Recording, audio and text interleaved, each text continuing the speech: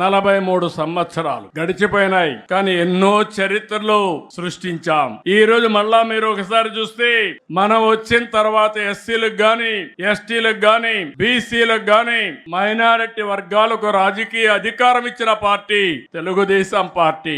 ఇంకో పక్క మీరు ఒకసారి చూస్తే ఒకప్పుడు బీసీలంటే లెక్కలేని తనం ఉండేది, రాజకీయ గుర్తింపు ఉండేది కాదు. ఈ రోజు సమాజంలో బీసీ అంటే సమాజానికి వెన్నెముగ్గా గుర్తించిన పార్టీ తెలుగుదేశం పార్టీ.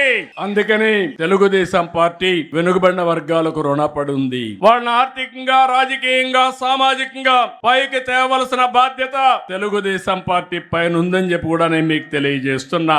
ఇంకో పక్క మీరు ఒకసారి ఆలోచిస్తే ఎక్కడికక్కడ సోషల్ రీఇంజనీరింగ్ చేసిన పార్టీ తెలుగుదేశం పార్టీ.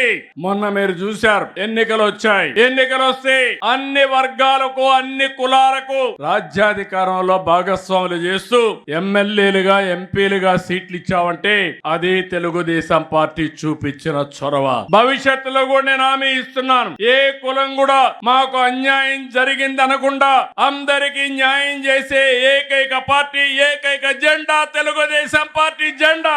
మొన్ననే మీరు చూస్తే ఒక సామాజిక న్యాయం కోసం నేను 96లో ఎస్సీ వర్గాల్లో ఏబిసిడి కేటగరైజేషన్ కావాలంటే ఆ రోజు ఆలోచించి మాదిగలకు కూడా ప్రాధాన్యత ఇవ్వాలి, ఎవరికి అన్యాయం జరగడానికి వీలు లేదని కేటగరైజేషన్ నాంది పలికాం. అది ఇక్కడ అక్కడ తిరిగి తిరిగి సుప్రీం కోర్టు వరకు వెళ్లి కొన్ని రోజులు అనుభవించిన తర్వాత కొట్టేస్తే ఆ రోజు ముఖ్యమంత్రిగా చేసిన చట్టాన్ని మళ్ళీ దేశానికి ఆదర్శంగా కేటగరైజేషన్ చేసే అధికారం తెలుగుదేశం పార్టీకి వచ్చిందంటే ఇది ఒక చరిత్ర.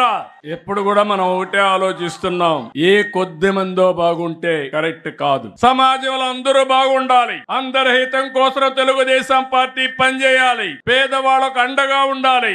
అలాంటి స్ఫూర్తితోనే మనం ముందుకు పోతున్నాం. ఈ వీడియో నచ్చితే లైక్ చేయండి, అలాగే మా ఛానల్ ని ఫస్ట్ టైం కనుక చూస్తున్నట్టయితే ఇప్పుడే సబ్స్క్రైబ్ చేసుకుని పక్కనే ఉన్న గంట సింబల్ ని యాక్టివేట్ చేసుకోండి. అప్పుడే మేము పెట్టే ప్రతి వీడియో మీకు నోటిఫికేషన్ గా వస్తుంది. అలాగే ఈ వీడియో పూర్తిగా చూసినందుకు ధన్యవాదాలు.